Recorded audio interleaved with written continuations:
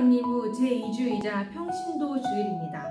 우리 모두가 예수 그리스도라는 이름 안에 하나님의 사역에 동참하도록 부름받은 동역자임을 기억하길 바라며 다 함께 우리의 신앙을 사도신경으로 고백하겠습니다.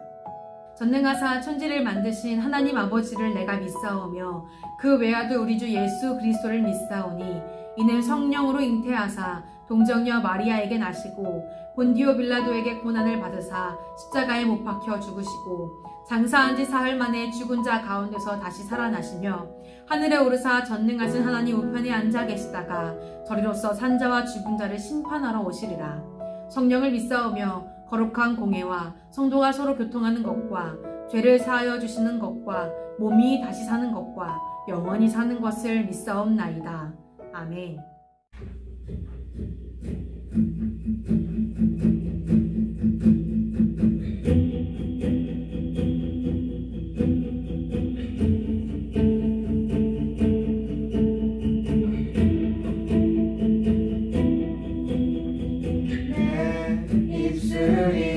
주를 높이며 내 호흡이 주를 섬기니 무엇이 나를 두렵게 하리. 주 잠잠히 나를 비추며 주 가득히 나를 채우니 무엇도 나를 끌지 못하리.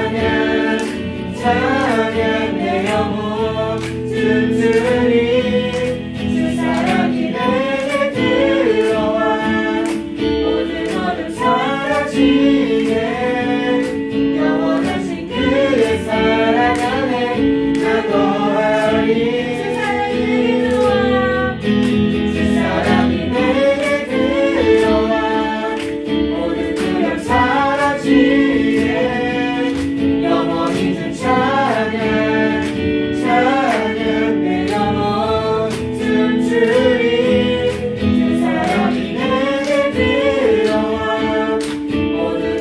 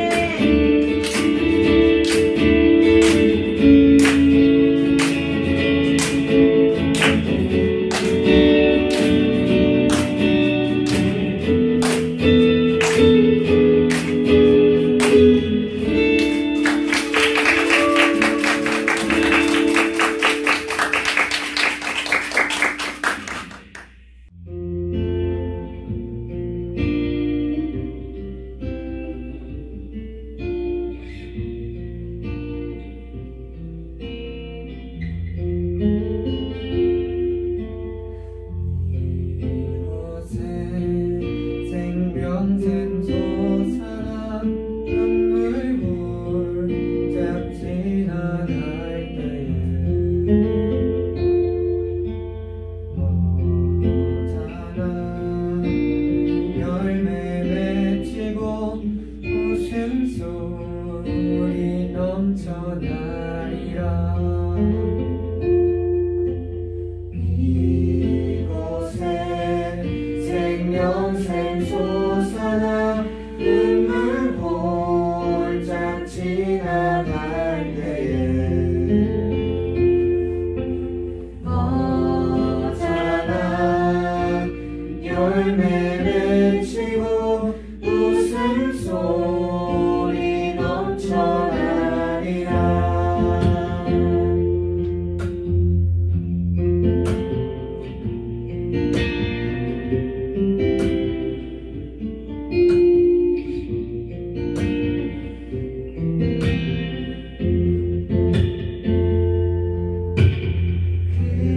그날에 하늘이 열리고 모든 이가 보게 되리라.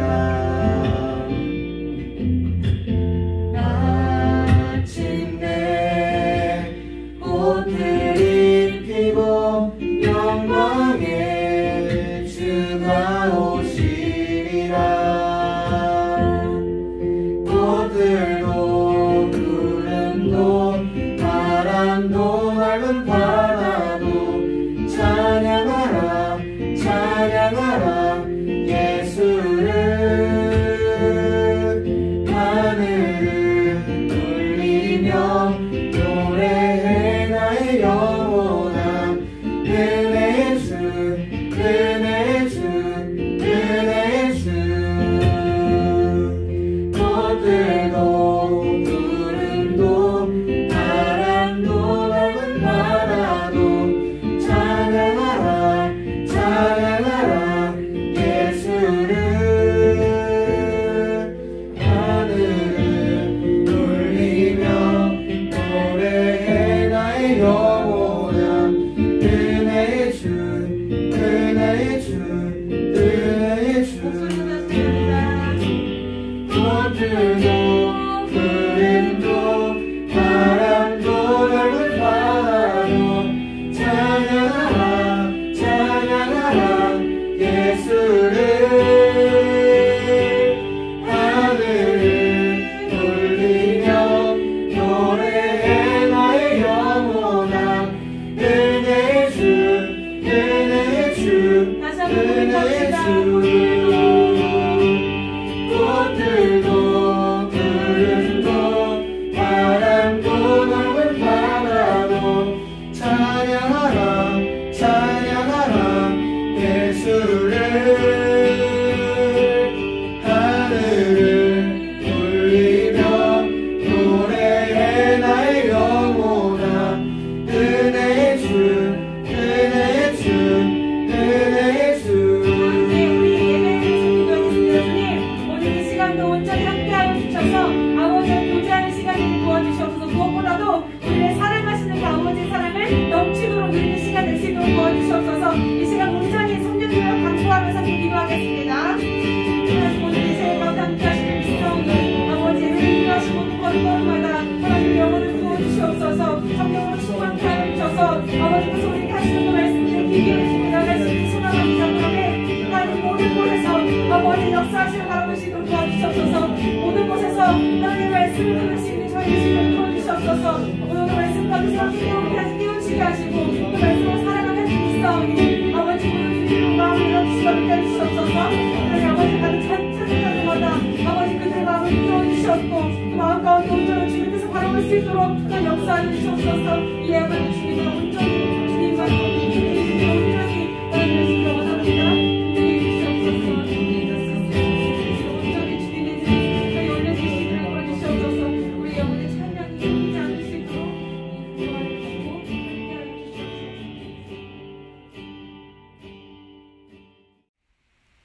기도드리겠습니다. 하나님, 오늘도 주님의 은혜로 함께 예배드릴 수 있게 해주심에 감사드립니다. 비록 한 자리에 모이지는 못했지만 한 마음으로 예배드릴 수 있도록 도와주세요. 코로나 바이러스로 인해 하나님을 잊고 살아가기 쉽습니다. 연약한 저희를 붙들어 주시고 인도하시어 말씀으로 말미암아 주님의 뜻대로 살아갈 수 있는 청소년부 될 수 있게 해주세요. 또한 하루빨리 정상적인 일상을 되찾아 한 자리에서 함께 예배드릴 수 있는 날이 오기를 소망합니다. 그날까지 각자의 자리에서 기도하고 묵상하며 올바른 믿음을 잃지 않을 수 있도록 도와주세요. 오늘 말씀 전하시는 황단한 목사님께 은혜 베풀어 주시고 말씀을 통해 주님을 알아가며 변화해가는 청소년부 되길 소망합니다. 예배가 끝나는 시간까지 주님 함께 하실 것을 믿으며 예수님의 이름으로 기도드렸습니다. 아멘.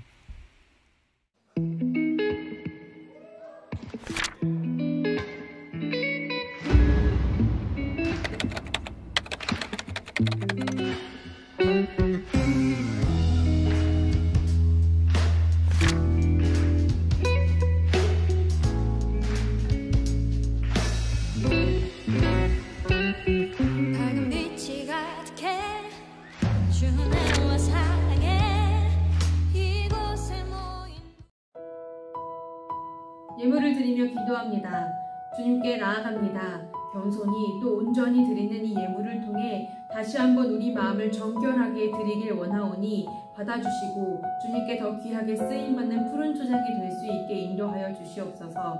또한 주님께 물질뿐 아니라 우리의 시간, 우리의 마음, 삶을 더욱 아낌없이 드릴 수 있도록 오늘도 주님의 은혜를 아낌없이 부어주옵소서. 예수님의 이름으로 기도드립니다. 아멘. 하나님께서 오늘 우리에게 주신 말씀은 요나서 4장 9절에서 11절입니다. 하나님이 요나에게 이르시되 너가 이 박농굴로 말미암아 성내는 것이 어찌 옳으냐 하시니 그가 대답하되 내가 성내어 죽기까지 할지라도 옳으니이다 하니라.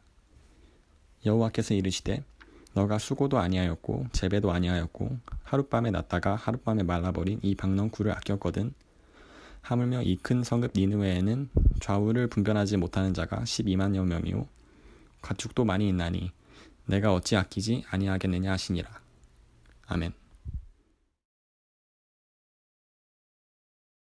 푸른 초장 친구들 안녕, 만나서 반갑습니다.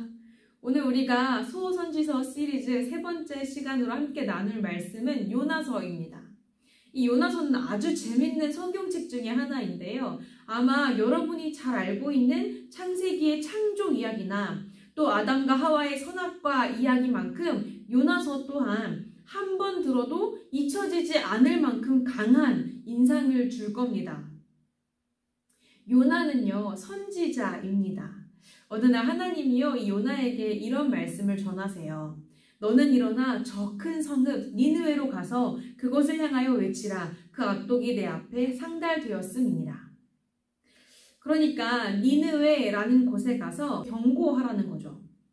하나님의 말씀을 들은 요나는 어떻게 했을까요? 우리가 보통 알고 있는 선지자라고 한다면 마땅히 하나님의 말씀을 따라갔을 겁니다. 그런데 하나님의 말씀을 들은 요나의 행동을요, 성경은 이렇게 기록합니다.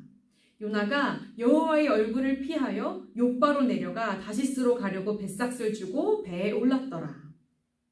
이 말씀을 이해하기 위해 지도를 함께 볼게요.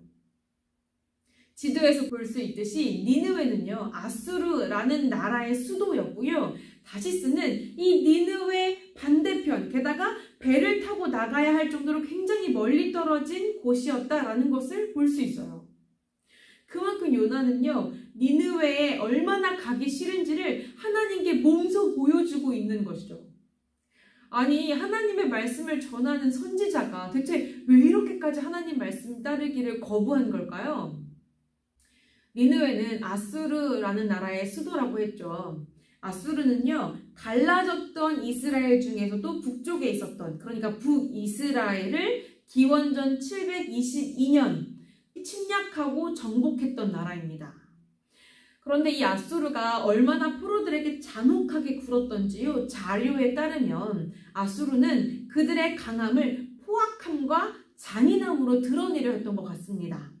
그래서 포로들의 코나 입을 갈고리로 뚫어가지고 가축처럼 끌고 다니고요, 또 포로들의 눈을 빼어 멀게 하거나 귀를 찔러 듣지 못하게 하거나 손이나 발을 잘라서 제대로 생활할 수 없게 하는 것은 물론이고 산채로 태워 죽이기도 하고 또 산채로 살가죽을 벗겨서 이것을 성벽에 걸어 전시하는 등 포로들에게 정말 평생 없어지지 않을 공포를 심어주고 또 씻을 수 없는 고통을 안겨주는 그런 나라였다고 해요. 바로 이런 나라의 북이스라엘도 포로가 되었으니 당연히 요나로서는 도무지 니느웨를 용서할 수 없었던 거겠죠. 요나의 상식으로는요, 하나님께서 사랑하시는 하나님의 백성, 곧 이스라엘을 이처럼 잔혹하게 학대한 니느웨는 마땅히 심판받을 나라였습니다. 그러나 이런 요나의 생각과는 달리 하나님은 요나로 직접 니느웨에 가서 하나님께서 그들에게 노하셨다라는 사실을 알게 하라라고 하시는 겁니다.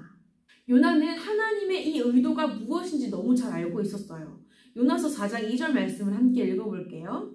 주께서는 은혜로우시며 자비로우시며 노하기를 더디하시며 인애가 크시사 뜻을 돌이켜 재앙을 내리지 아니하시는 하나님이신 줄 내가 알았음이니이다.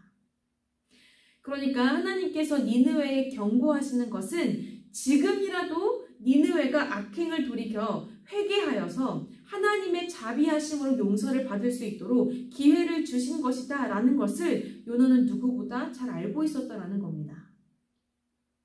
그래서 요나가 도망했던 거예요. 결코 심판받아 마땅한 그 나라에 하나님의 사랑을, 하나님의 용서를 전할 수 없었다라는 거죠. 그래서 니느웨와 정반대편에 있던 다시스로 향했던 겁니다. 그러나 배를 타고 도망쳤던 요나는요, 큰 풍랑을 만나게 됩니다. 배가 파손될 위기에 놓이자 그 배에 타고 있던 사람들이요, 각자의 신에게 이 풍랑의 이유가 무엇인지를 묻고요, 이 재앙이 누구로부터 인함인지 제비를 뽑습니다. 그런데 그 제비에 요나가 뽑히죠. 그래서 요나는요, 자기의 상황을 실토합니다. 이 일이 내가 하나님의 얼굴을 피하여 도망하기 때문이다 라고, 나 때문이다 라고 이야기했다는 거죠. 이쯤 되면 하나님께서 내가 바른 길로 가도록 치시는구나, 나를 치시는구나 라고 즉각 배를 돌려서 니느웨로 가거나 또는 다시스에 도착하는 대로 다시 니느웨로 향하는 배를 타고 돌아가겠다고 하나님께 약속드리는 것이 맞지 않겠어요? 그러나 요나는 배에 타고 있는 무리들에게 이렇게 부탁해요. 이 모든 것이 나로 인함이니 나를 바다에 던지라. 니느웨에 가느니 차라리 바다에 빠져 죽는 것을 택하겠다는 겁니다. 니느웨에 대한 요나의 악감정이 얼마나 가득했는지를 잘 알 수 있는 부분이죠. 하나님께서 이 요나를 어떻게 하셨을까요? 1장 17절에 따르면 하나님께서 이미 큰 물고기를 예비하셔서 요나를 삼키게 하셨다라고 합니다. 그렇게 요나는요, 물고기 뱃속에서 3일을 지내게 됩니다. 요나가 하나님의 말씀을 죽기보다 따르기 싫어함에도 하나님께서 요나를 죽지 않게 하셨다라는 겁니다. 그리고 재밌게도 3일 후 물고기에게서 요나는 육지로 뱉어내지게 되는데요. 이 요나가 뱉어진 그 육지가 어디였냐 하니 다름 아닌 니느웨였습니다. 요나가 죽기보다 니느웨 가기를 싫어했던 것만큼 하나님 또한 요나가 죽기보다 니느웨에 가주기를 바라셨던 겁니다. 그래서 하나님은 요나에게 두 번째로 말씀하세요. 너는 일어나 저 큰 성읍 니느웨로 가서 내가 내게 명한 바를 그들에게 선포해라. 결국 마지못한 요나는요, 니느웨에 가서 하나님의 말씀을 전하는데요. 3일 동안 걸어야 다 돌아볼 수 있을 만큼 큰 성읍이었던 니느웨를 고작 하루만 다니면서 히브리어로 딱 5개의 단어로 이렇게 전합니다. 40일 후에 너네 무너질 거야. 아마 선지자 중에 이처럼 성의 없게 하나님 말씀을 전한 선지자도 없을 거예요. 누가 니느웨를 무너뜨린다라는 건지, 왜 무너진다라는 건지, 앞으로 어떻게 해야 되는지 요나는 아무것도 설명하지 않고요. 그냥 너네 40일 후에 망할 거야 라고만 전합니다. 그런데요, 진짜 놀라운 게 뭔지 아십니까? 이렇게 성의 없는 요나의 전달에도 니느웨 사람들이 정말 눈물을 흘리며 회개했다는 사실입니다. 아예 니느웨 왕이 성읍 사람들에게 이렇게 공표합니다.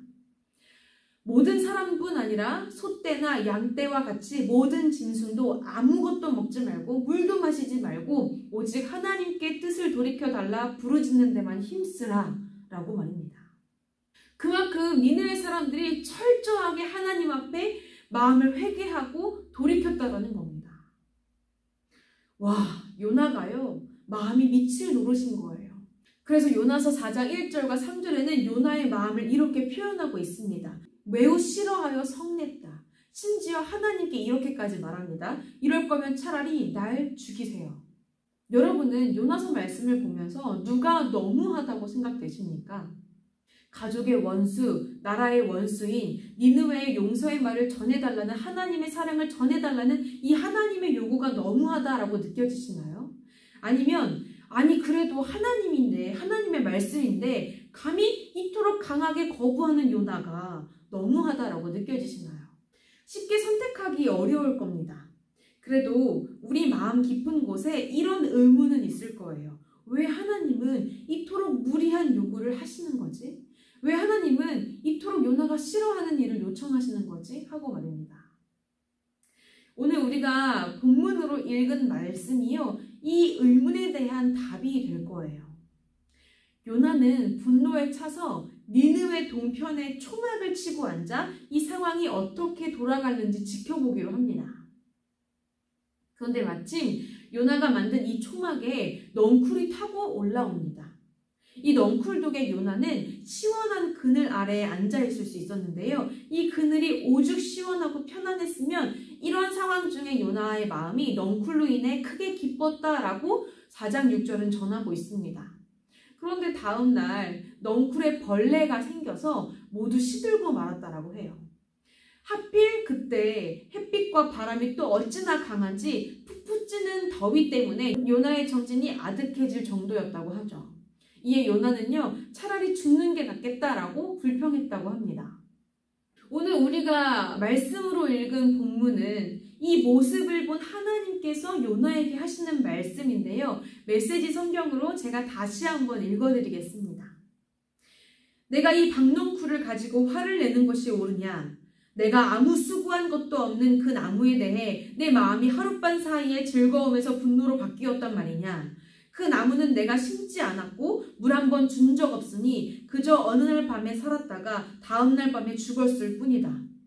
그렇다면 아직 옳고 그름을 분별하지 못하는 철부지 같은 자들이 12만 명이나 되고 아무 죄 없는 동물들이 가득한 이 큰 도성 니느웨에 대해 내가 내 마음을 분노해서 즐거움으로 바꾸지 못할 까닭이 무엇이냔 말이냐. 고장 박넝쿨 때문에 게다가 요나가 심지도 않은 그것에 무척 기쁨을 느끼기도 또 분노를 느끼기도 했는데 하물며 니느웨라는 큰 성읍의 백성들, 하나님의 창조로 태어난 이 모든 것들에 하나님 또한 분노하셨다가도 또 그들로 기쁨을 느끼실 수도 있는 거 아니냐라고 반문하시는 겁니다. 우리 마음은요, 아무리 넓게 가져보려고 해도 참 좁습니다. 내가 미워하는 사람을 다른 사람들도 미워했으면 좋겠고요. 그게 정당한 것처럼 느껴지기까지 합니다. 그러나 살다 보면요, 내게는 죽도록 미웠던 그 사람이 누군가에게는 아주 소중한 사랑하는 사람이기도 하다라는 사실을 깨닫게 됩니다. 그리고 실제로 그 사람 또한 누군가의 사랑을 충분히 받을 만큼 좋은 사람이라는 것을 목격하게 되기도 하죠. 무엇보다 우리 좁은 시야와 마음 때문에 내가 정의인 줄 알았지만 실상 그렇지 않음을 후에야 깨달아 알게 되기도 합니다. 우리는 우리의 생각이 객관적이고 또 이성적이며 합리적일 것이라고 생각하지만 아무리 객관적이어도요, 온 땅을 살피시고 또 보시는 하나님의 객관 앞에서는 주관적일 수밖에 없고요. 아무리 이성적이어도 온 땅의 질서를 이루신 하나님의 이성 앞에는 감정적일 뿐이며 아무리 합리적이어 보여도 하나님의 지혜보다 조금 더 앞설 수 없는 우리의 주장은 불합리한 수밖에 없습니다. 그럼에도 우리는 하나님과 끊임없이 밀고 당기기를 하려고 합니다. 내 행동이 옳지 않느냐고, 내 생각이 옳지 않느냐고, 내 판단과 감정이 객관적이지 않느냐고, 사랑하라는 하나님의 말씀에도, 순종하라는 하나님의 말씀에도, 기도하라는 하나님의 말씀에도 오직 내 마음의 정당성을 주장하기에 바쁩니다. 요나서는 이러한 우리의 본성을 선지자 요나의 모습을 통해 보여주고 있는 겁니다. 우리 본성이 하나님의 뜻을 온전히 따르기에 얼마나 완고한지, 또 우리 본성이 하나님의 사랑을 품기에 얼마나 편협한지 말입니다. 이에 하나님은 사랑이라는 실천을 통해 우리 삶을 흔들어 보십니다. 우리가 믿음이라고 하는 이 가치의 뿌리가 과연 하나님께로 나오는 것인지, 아니면 믿음조차 내 생각대로 형성한 것인지 우리 스스로 판단해보고 확인해 볼 수 있도록 말입니다. 예수님은 이같이 연약한 우리에 대해 잘 알고 계셨기에 우리가 바른 믿음을 가질 수 있도록 이렇게 기도하게 가르쳐 주셨습니다. 마태복음 6장 9절부터 10절입니다. 하늘에 계신 우리 아버지, 그 이름을 거룩하게 하여 주시며 그 나라를 오게 하여 주시며 그 뜻을 하늘에서 이루신 같이 땅에서도 이루어 주십시오. 아멘. 사랑하는 푸른초장 청소년부 여러분, 여러분은 하나님을 믿는 믿음 안에서 미워하는 그 사람, 원수 같은 그 사람을 사랑하라 라는 하나님의 말씀에 순종할 수 있겠습니까? 내가 원하던 상황이 아닐지라도 주님, 왜 제 말을 안 들으세요가 아니라 주님, 주님의 뜻을 알고 따르기 원합니다 라고 기도할 수 있겠습니까? 맞아요. 우리의 본성대로라면 그렇게 하기 어려울 겁니다. 그렇게 따르기를 거부할 겁니다. 그러나 예수님으로 인해 우리는 우리의 본성이 아니라 예수님의 본성을 따를 수 있는 힘을 얻게 되었습니다. 하나님께서 우리를 예수님께 붙은 가지가 되게 하셨기 때문이죠. 예수님께서 우리 마음에 성령으로 24시간 내내 영원히 머물게 하셨기 때문이죠. 바로 이 사실에 믿음의 뿌리를 둘 때 우리의 본성이 예수님과 같아져서 하나님의 어떤 말씀일지라도 순종할 수 있는 믿음의 열매를 맺게 될 겁니다. 더 이상 주님, 왜 제 말을 안 들으세요? 라며 내 뜻에 하나님이 흔들리기를 바라던 우리 중심적인 믿음이 아니라 주님, 어떠한 경우에라도 주님이 옳습니다 라며 하나님으로 인해 내 삶을 흔드는 푸른초장 청소년부가 되기를 바랍니다. 기도로 말씀을 마칩니다. 하나님 감사합니다. 우리의 마음은 한없이 좁아 하나님의 뜻을 왜곡하며 또 알면서도 불순종하는데 여전히 우리에 대하여 넓은 마음과 사랑으로 하나님의 온전하신 뜻이 무엇인지 알게 하시고 무엇보다 하나님의 마음과 같이 될 수 있게 해주셔서 우리 마음대로 휘두르는 삶, 그렇게 휘둘리다 무너져 버리는 삶이 아니라 하나님께 휘둘려 다시 세워질 수 있는 삶을 살 수 있게 하심 감사드립니다. 이제는 우리가 내 뜻대로 하나님을 바꾸려는 내 중심적인 믿음이 아니라 하나님으로 인해 바뀌는 삶, 하나님의 뜻을 바라는 삶이 되게 하옵소서. 막힌 담을 허무시고 길과 진리, 생명이 되어주신 우리 구주 예수 그리스도의 은혜와 우리를 향해 언제나 넉넉히 부으시는 하나님의 사랑하심과 주님의 뜻을 깨닫게 하며 따르게 하시는 성령님의 교통하심이 나를 위한 삶에서 하나님을 위한 삶으로 모든 가치를 뒤바꾸길 소망하는 모든 푸른초장 청소년부 머리 위에 이제로부터 영원까지 함께 해주시기를 축원합니다.